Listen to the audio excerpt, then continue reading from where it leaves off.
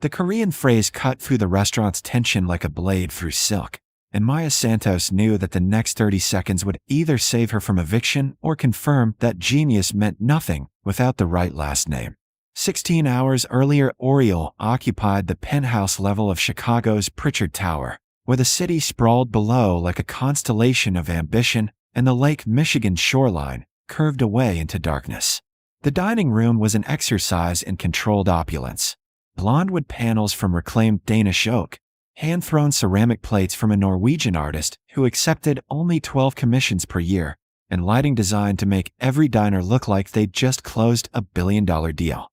The reservation list stretched 22 months deep. The prix-fixe menu cost $485 per person before wine. Maya Santos moved through this landscape of excess like smoke, present but unnoticed, her 27-year-old body wrapped in the restaurant's severe uniform.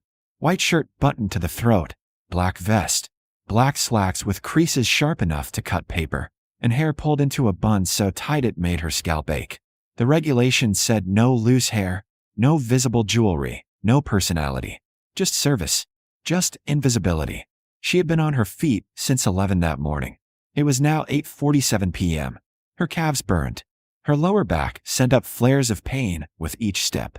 Tomorrow she would do this again, because her younger brother's type 1 diabetes didn't pause for rest days, and neither did the $287,000 in medical debt from his 3 hospitalizations in 2 years, when his insulin pump had failed and their insurance company had denied coverage for the replacement, citing experimental technology. Clauses buried in subsection 47B of their policy.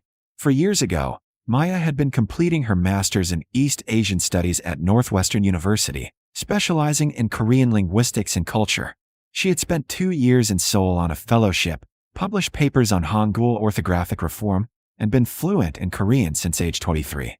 She'd been accepted to a PhD program at Stanford with full funding. Then her brother Carlos had collapsed at school, his blood sugar at 680, and the hospital bills had started arriving like curse letters. Maya had made a choice, though calling it a choice felt absurd when the alternative was watching her 14-year-old brother die. So she'd withdrawn from Stanford, sold her books, moved back home, found work at Oriole, where wealthy diners left tips that could cover a week of Carlos's insulin, and never once looked at her face. Tonight's crowd represented Chicago's apex: private equity titans, pharmaceutical executives, a federal judge, and at table 12, the crown jewel positioned by the window, Richard Hastings Whitmore III, founder and CEO of Whitmore Industries, a defense contracting and technology conglomerate valued at $11.7 billion. Whitmore himself commanded a personal fortune of $3.4 billion, verified by Forbes 6 weeks ago. At 54, Whitmore possessed the steel-haired confidence of old money married to new tech, third-generation wealth that had multiplied itself through military contracts and semiconductor patents. His huntsman suit, bespoke from their London atelier, cost $28,000. His Patek Philippe watch, vintage 1956, had sold at auction for $340,000. He sat with 4 members of his executive team and a guest who had flown in that afternoon: Park Jin-woo, CEO of Hanseong Advanced Manufacturing, South Korea's 3rd largest electronics manufacturer. Whitmore was courting Park for a $680 million joint venture, a contract that would secure Whitmore Industries' expansion into Asian markets and cement Richard Whitmore's legacy as more than just inherited wealth. The deal would prove he was a builder, not merely a curator of his grandfather's empire. Except Park Jin-woo spoke almost no English. Maya first noticed the problem at 8:15, when Park arrived and Whitmore's confident handshake was met with a polite bow and halting, heavily accented words: "Thank you very much for invitation." Whitmore's smile had frozen, then widened with forced enthusiasm. "Wonderful. Great. Please sit." He gestured broadly, speaking louder, as though volume could bridge language gaps. For the next 30 minutes, Maya watched the dinner deteriorate into painful pantomime. Whitmore spoke in slow, exaggerated English. Park nodded politely, understanding perhaps 1 word in 5. Whitmore's executives tried their translation apps, holding up phones with garbled Korean that made Park's expression flicker between confusion and diplomatic patience. Maya refilled water glasses at table 12 and felt her chest constrict with second-hand humiliation, not for Whitmore, but for Park, who sat isolated in a room full of people talking about him, around him, but never to him. Whitmore was growing frustrated.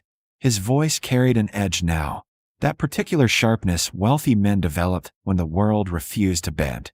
Can someone get me a translator? There must be someone in this city who speaks Korean and isn't charging $500 an hour.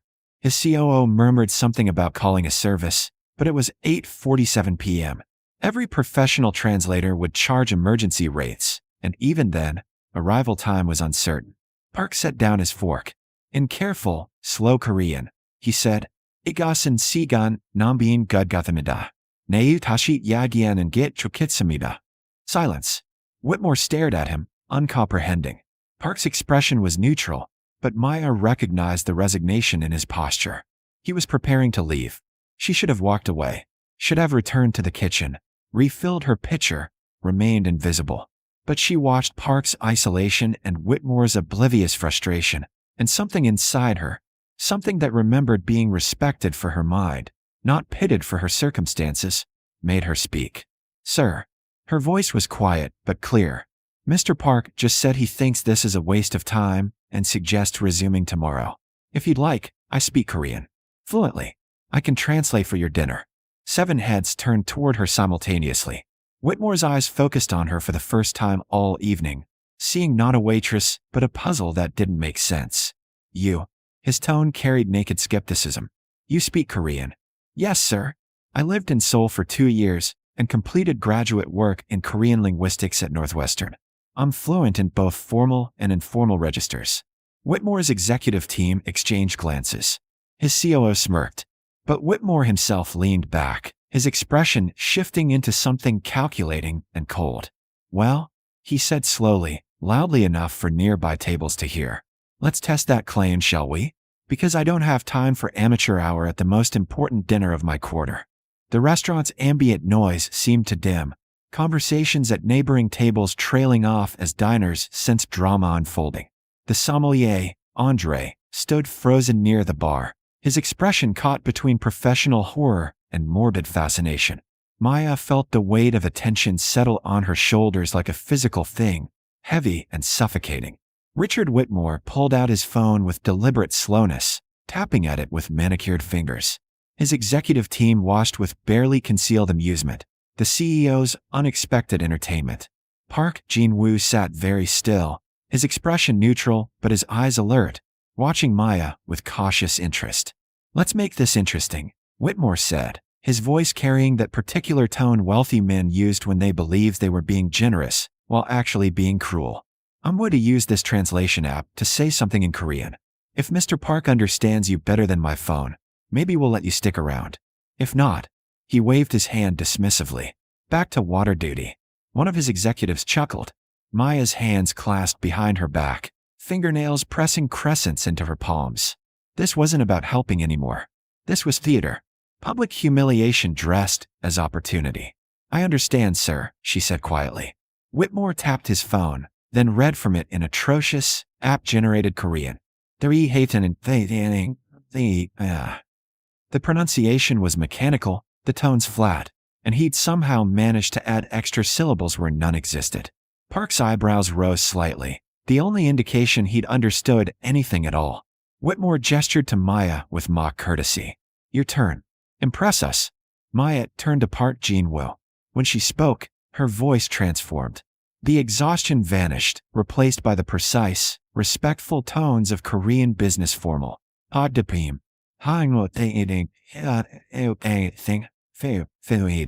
오늘 저녁 식사를 통해 양사 간의 협력 가능성에 대해 논의하고자 합니다." She had expanded Whitmore's clumsy sentence into proper business Korean, adding appropriate honorifics and context that made the statement coherent and respectful. Park's entire posture changed.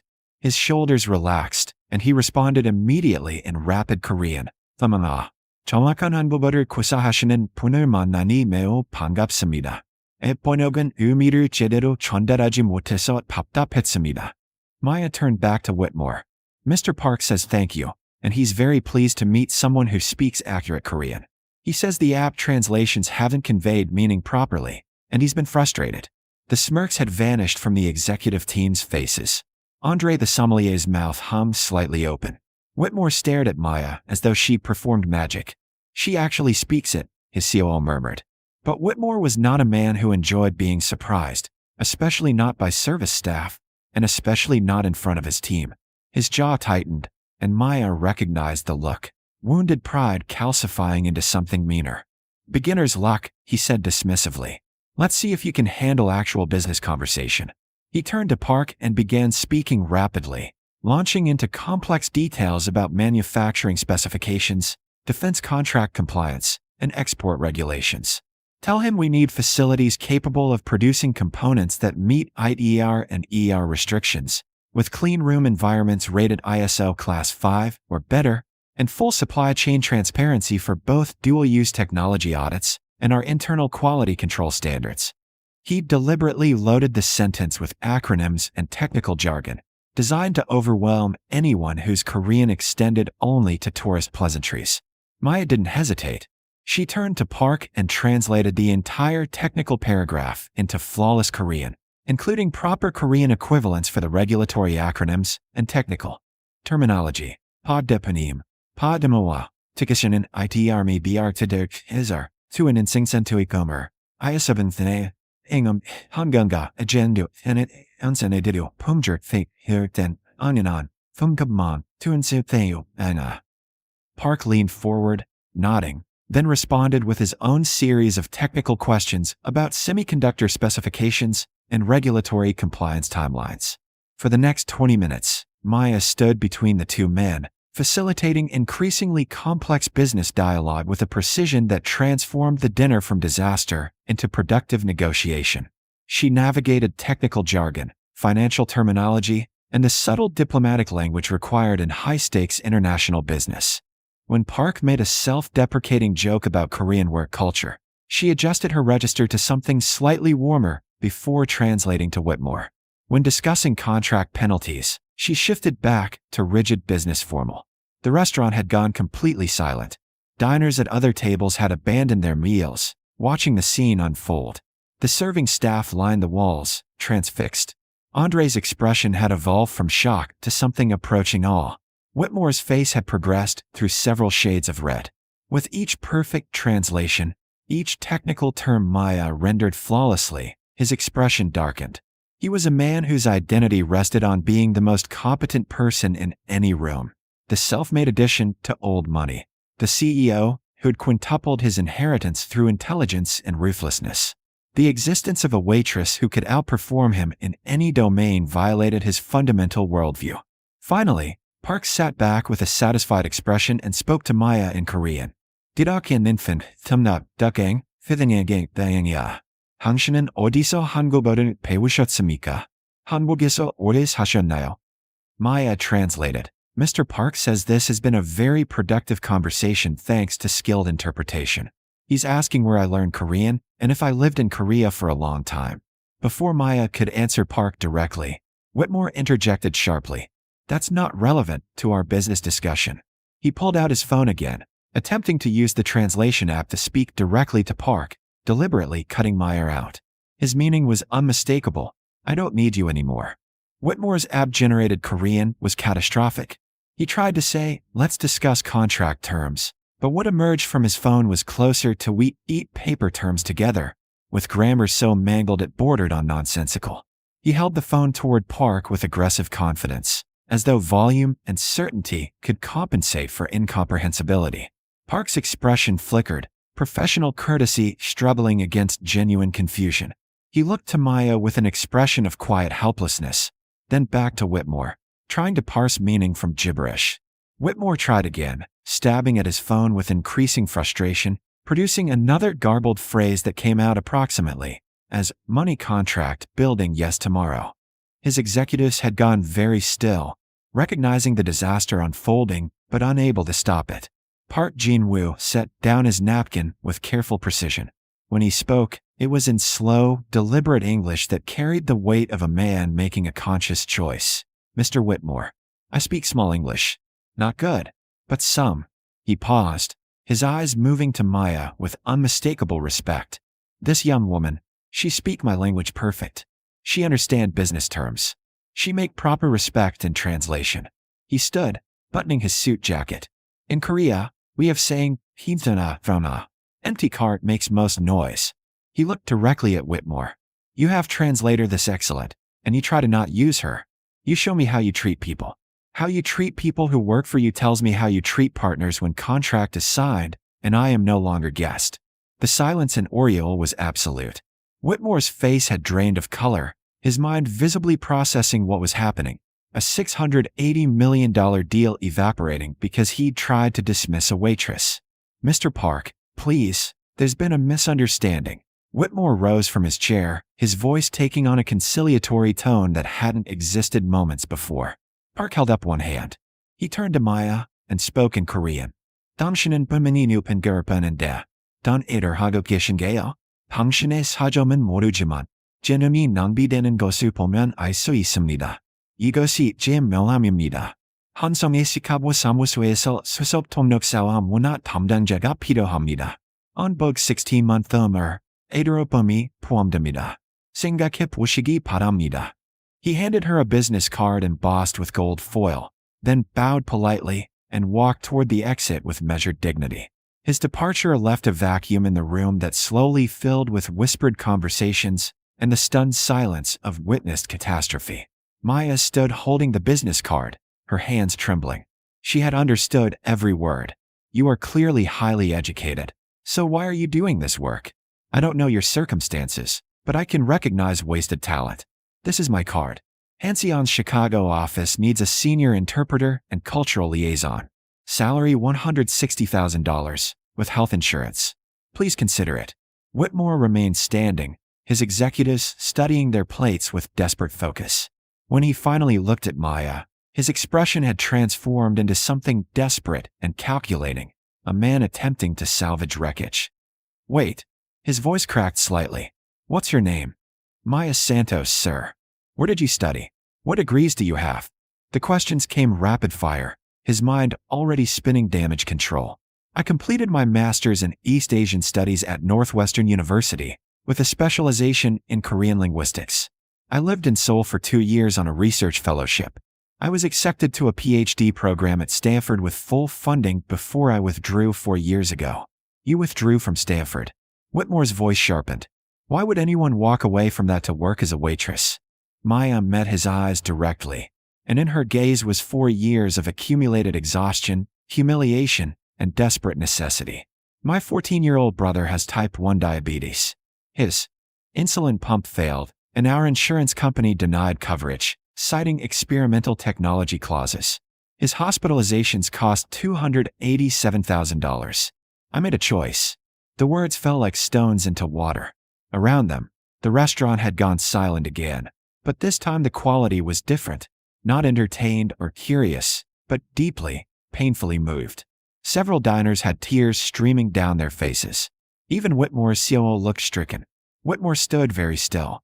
For the first time that evening, his expression showed something approaching actual human feeling, shame. He pulled out his phone with trembling hands, typed rapidly, then looked up. What's your bank information? His voice had lost all arrogance. I'm transferring $300,000 right now.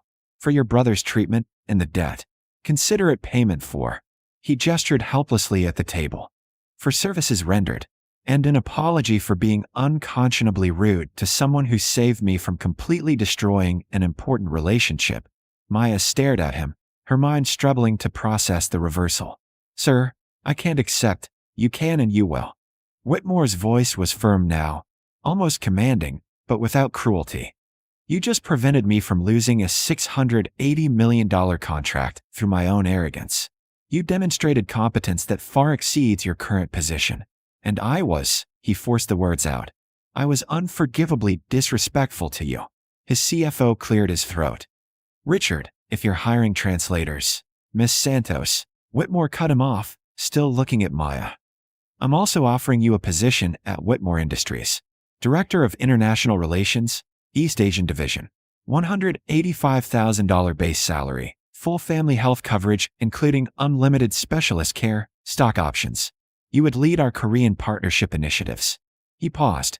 I understand if you'd prefer Mr. Park's offer. I understand if you'd never want to see me again. Maya's hands gripped Park's business card. Two futures, tangible and real. Her mind raced through calculations.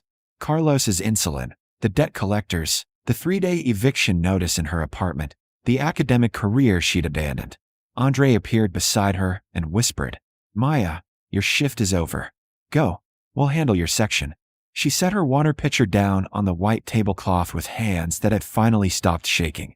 When she spoke, her voice was stronger than it had been all night.